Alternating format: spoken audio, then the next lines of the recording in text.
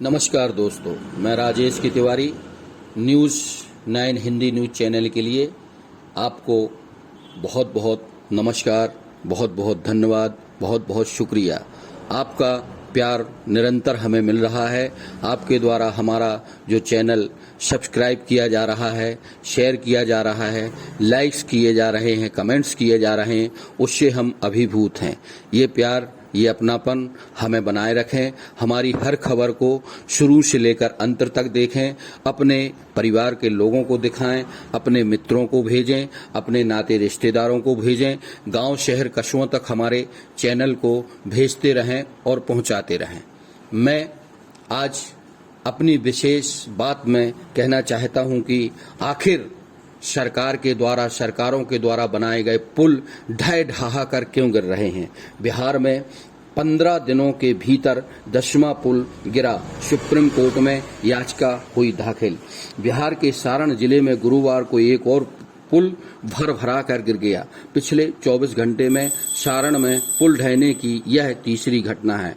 पुल 15 साल पुराना था, वहीं राज्य में पिछले एक पखवाड़े में पुल ढहने की 10वीं घटना है। गंडकी नदी पर बयानपुर प्रखंड में स्थित यह छोटा पुल सारण के कई गांवों को पड़ोसी सिवान जिले से जोड़ता था। बुधवार को सारण जिले में जनता बाजार क्षेत्र और लहदादपुर क्षेत्र में 2 छोटे छोटे पुल ढह गए। वहीं सुप्रीम कोर्ट में एक याचिका दाखिल कर बिहार सरकार को पुलों का संरचनात्मक ऑडिट करने तथा विशेष विज्ञप्ति गठित करने का निर्देश देने की मांग की गई है। नमस्कार दोस्तों, मैं राजेश की तिवारी राज न्यूज़ 9 हिंदी चैनल से आपके पास पुनः एक बार फिर से। आज हम बात करते हैं उन हुक्मरानों से, उन जिम्मेदारों से जिनकी जिम्मेदारी बनती है और वो कहीं न कहीं अपनी जिम्मेदारियों से भाग रहे हैं। आखिर इस देश में चल क्या रहा है? निर्माणाधीन पुल ढह ढहा कर क्यों गिर रहे हैं?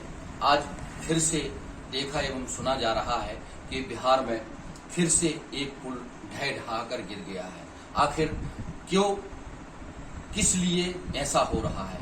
क्यों भ्रष्टाचार की पराकाष्ठा, अव्यवस्थाओं को लेकर जो भ्रष्टाचार की पराकाष्ठा देखने और सुनने को मिल रही, निश्चित ही इस भ्रष्टाचार और इस भर्रेशाही में डबल इंजन सरकारों का रोल देखने और सुनने को मिल रहा है।